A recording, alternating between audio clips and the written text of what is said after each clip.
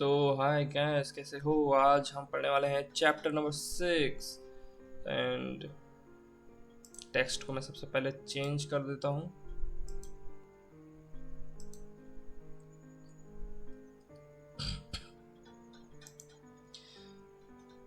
एक second.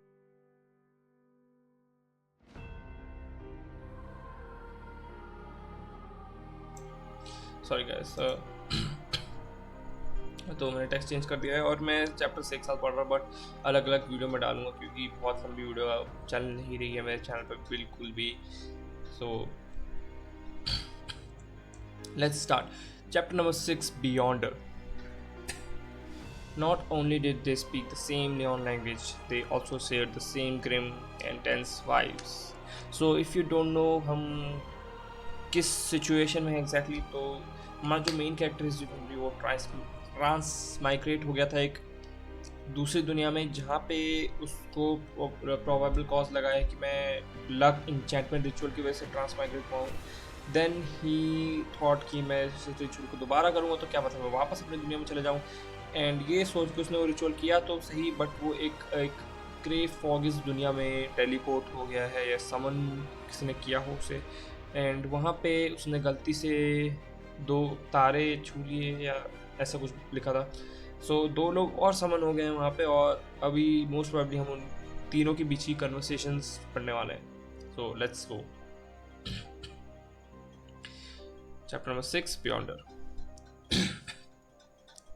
Not only did they speak the same Leon language, they also shared the same grim and tense vibes. Where am I? What am I plan to do here? What do I plan to do here? I would like to know too. Calming himself down, Swimmingly silently repeated the question posed by the two. What left the deepest impression on him were neither the sentences formed by words nor the meanings behind them, but the display of bewilderment, vigilance, panic, and reverence by the couple. For some baffling reason, two people had been mysteriously dragged into this world surrounded by the great fog, as the perpetrator Zimingui was already feeling abnormally dumbfounded and startled, let alone the couple who was pulled into this mess completely passively. For them, such events and encounters might already be beyond their imagination, right?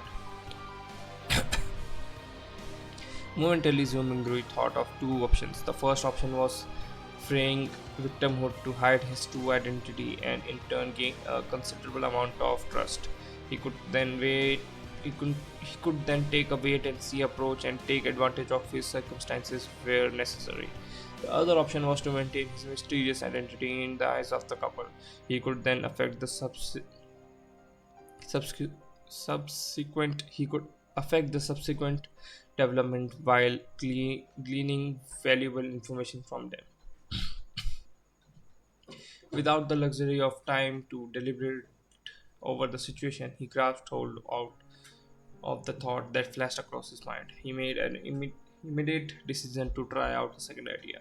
He exploited the psychological state of the others to gain the greatest advantage for himself.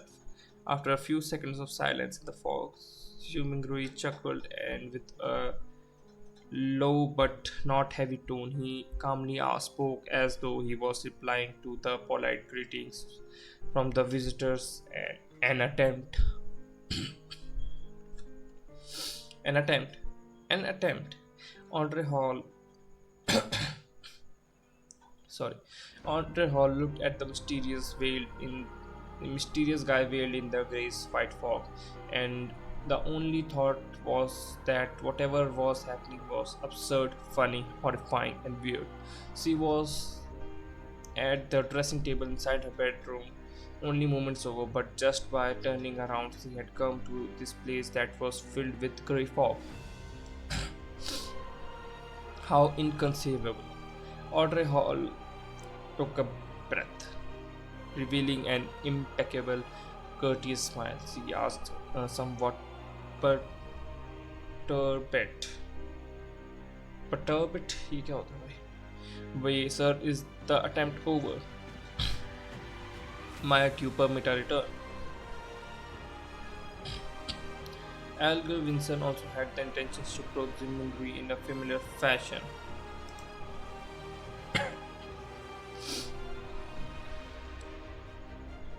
Familiar passion. His rich experience made him stay clear. He held back his impulse and only took on the role of a silent onlooker. Zwingli looked at the questionnaire. Looking through the heavy mist, he could roughly see the silhouette of the person in question. It was a tall girl with smooth blonde hair, and but her exact countenance could not be seen clearly. He did not rush to reply the girl's question, but turned around to look at the man. He had messy dark blue hair as well as medium stature that was not considered short. Zumungri suddenly realized something once he became stronger or had a deeper understanding of the foggy world. Perhaps it would be possible for him to see through the fog and disconcern the girl and the man. In this situation, they are the visitors, and I am the master. After changing his mindset, Jimmy instantly noticed the details that he had neglected earlier on. The girl with a melodious voice and the mature, withdrawn man both looked like a considerable incorporeal, tainted for a faint crimson moon. They resembled a projected image of two crimson red stars beyond the great fog. The projection was based on the connection between the crimson red and himself, an intangible connection that only he himself could realistically grasp hold of. The projection would disappear once the connection is cut, and the couple would then return. Zwingli nodded mildly and looked at the uh, blonde, blonde, हाँ blonde लिखा है. Looked at the blonde. Wait a minute यार आँखों में कुछ तो हो रहा है मेरे. So थोड़ा आँखों में itching हो रही थी तो उसके बाद हम आगे बढ़ते हैं. Okay. कहाँ थे हम? Zooming instantly. Okay. Oh, and looked at the blonde, chuckling. Of course, if you make a formal request, you can return this very moment. When she did not uh, when she did not identify any ill intentions from his tone, Audrey heaved a sigh of relief. She believed that since a gentleman who was capable of such miraculous things had given his word, he would definitely abide by it stringently. With her mind somewhat moldified, she surprisingly was in no hurry to request her leave. She rolled her vivid eyes left and right, which sparkled with an abnormal radiance. She said in an anxious, anticipative, and tempted manner. This is such a wonderful experience. Yes, I have always been hoping that something like this would happen. I mean, I like mysteries and supernatural miracles, but no, my point is what I mean is that, so what can I do to become a beyonder? She got more excited as he spoke, so much so that she was fumbling over her words. The dream that sounded in her sprouted in her as a result of listening to thrilling fantasies as told by her elders, finally saw the possibility of being materialized. However, with just a few words, she had already forgotten all her previous fears and horrors. Good question. I would like to know the answer. Zimingri complained inwardly. Stated to ponder. He started to ponder on an answer to the question to maintain his unfathomable image. At the same time, he felt it was quite unbecoming of him to talk while standing. Shouldn't it? Shouldn't he be in a place sitting at the head as of a long table and on a mysteriously high back chair engraved with ancient pattern, while silently observing his visitors? As soon as this thought surfaced, the grey fog started to churn, giving both Audrey and Elgar a shock. In an instant, they saw a number of towering pillars across them. Above them was a vast dome that encapsulated them. In this entire edifice, this entire edifice looked magnificent, grand, and lofty, just like a legendary palace for giants. Directly under the dome, where the grey fog gathered,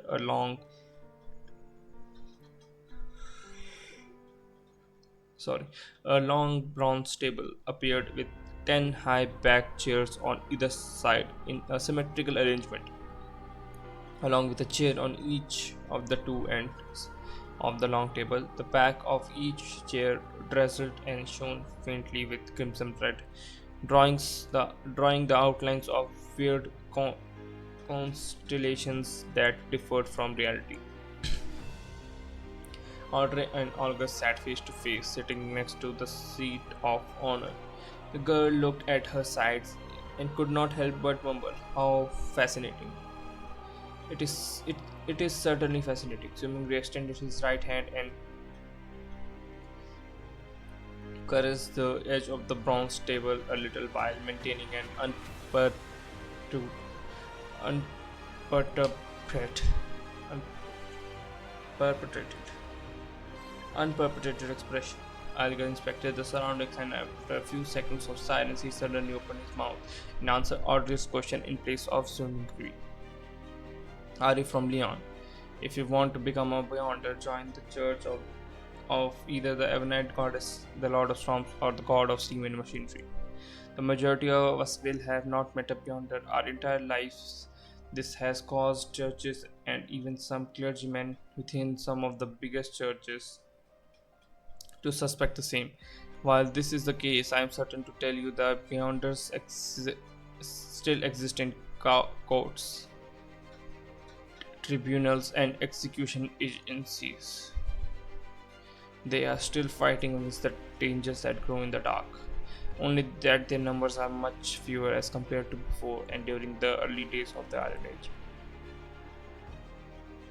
Zimri listened attentively, but he tried his best to prevent himself as paying little attention paying little attention to Argus' words, much like how he was listening to kids telling stories. Relying on Klein's fragmented general knowledge of history, Zimri knew clearly that the Iron Age referred to the current epoch, which was the fifth epoch that began 1349 years ago. Audrey silently listened to Olga finish his sentence before sighing. "Mister, I know all about what you just said. I even know more than that, including the Nighthawks, the mandated punishers, and machinery hive mind. But I don't want to lose my freedom." Algar gave a low sounding laugh and said vaguely, "You can't become a Beyonder without sacrifices. If you don't consider joining churches and accepting their given challenges, you can only seek the royal families and the few nobles with family histories of more than 1,000 years. If not, you can rely on your luck to search for clandestine evil organization." Andre puffed her cheeks subconsciously and looked around in a fluster. After confirming that both the mysterious man and Helga did not notice her tick, she pressed, "Are there no other solutions?" Edgar sank into silence. After half a minute later, he turned around to look at the mysterious man who was watching the two of them in silence. Realizing that Zumingri had no plans to make any comment, he looked back at Audrey and said with deliberation, "I have two sets of sequence and potion formulas." "Sequence 9, Zumingri muttered to himself. "Really? Which two sets?" Audrey clearly knew what the sequence 9 potion formulas meant. Olga leaned back slightly and replied unhurriedly, "As you know, humanity can only depend on potions to become real beyonders, while the names of potions come from blasphemy state. After constant translations into Jotun, Jotun, Elvish, ancient and modern Hermes, and ancient Fasek, They have undergone changes to match the day and age of the times. The essence is not in their names, but whether they portray the core characteristics of the potion. I have a sequence 9 potion named Sailor. It enables you to have excellent balancing capabilities even if you were on a boat in a rainstorm. You will be able to walk about freely as though you were on land. You will also gain immense strength and illusory scales under your skin. They, they will enable you to swim like a fish and be difficult to catch. You will move edge sorry भाई मैं बहुत fumble कर रहा हूँ आजकल. You will move easily You will move very smoothly underwater just like marine animals, even without any equipment. You will be able to easily submerge underwater for at least 10 minutes. Sounds great. The Keepers of Sea from Lord of Storms. It was called by the name in the past. Alger did not pause and continued. The second sequence 9 portion is called Spectator. Although I'm not sure what it was called in the past, the set of potions enables you to have an exceptionally sharp mind with acute observational abilities. I believe you can understand what spectator means from watching operas and plays. Just like an audience, spectator judges the actors in the secular world, catching a glimpse of the real thoughts of them through their emotion, conduct, and mantras. At this point, Elgar emphasized, you must remember, regardless of whether you are at an extravagant banquet or a crowded street, spectators can only be spectators forever.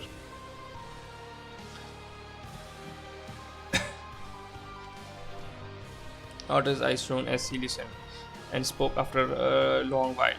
Why? Alright, this is a follow-up suggestion. This is a follow-up question.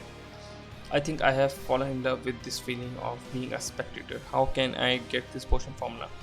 What can I use to trade with you for it?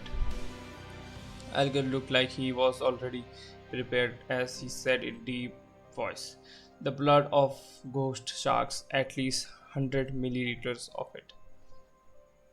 Audrey nodded excitedly, but subsequently asked worriedly, "If I can get it, and I'm saying if, how do I hand it to you? How can you promise me that you can give the potion formula to me in return for the ghost shark's blood as well as the authenticity of the formula?" August said calmly, "I will give you an address. I will mail the formula to you or tell you directly here once I receive the blood of the ghost shark. As for promises, I think that both you and I can feel assured under the witness of the mysterious sir."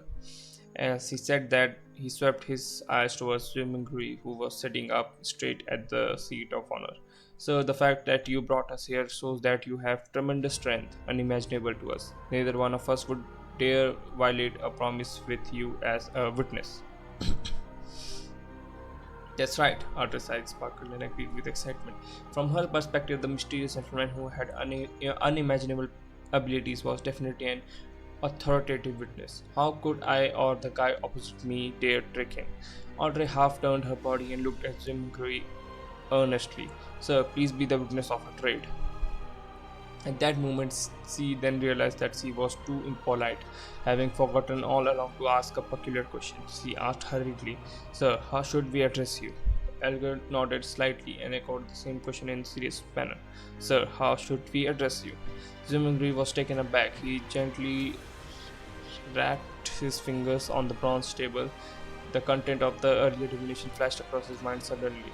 He leaned back, withdrew his right arm, and crossed his 10 fingers, placing them below his chin. He gave the dwarf a faint smile, like this. "You can address me as." Upon saying this, he paused for a moment. He said amiably and calmly, "The Fool." Very badass name. And ये the fool, I think जो उन्होंने last chapter में जो card tricks tarot cards के जो वो बता रहे थे कि पास्ट प्रेजेंट एंड फ्यूचर तुम पता कर सकते हो, जिसमें अपने मेन कैरेक्टर जिम ग्रीवी ने बोला था कि प्रेजेंट पता करना है, जिसमें उसका द फूल वाला कार्ड निकला था। सो इसने अपने आप को द फूल का निकनेम दे दिया है। एंड बहुत ग्लेजिंग मैंने सुनी है द फूल की, मतलब ऐसे बड़ा समझते हैं कोई द फूल को। So I am excited about what happens next. I don't know what happens next, but I am very very excited about it. So आप को अगर ऐसी वीडियोस देखनी है तो आप सब्सक्राइब कर सकते हो मेरे चैनल को। इसके साथ और टाइप की कंटेंट्स भी मैं अवेलेबल है इस चैनल पे, like travel vlog, lifestyle videos and much more. So if you want to see more of me, you should subscribe, and I will see you in the next video. Bye.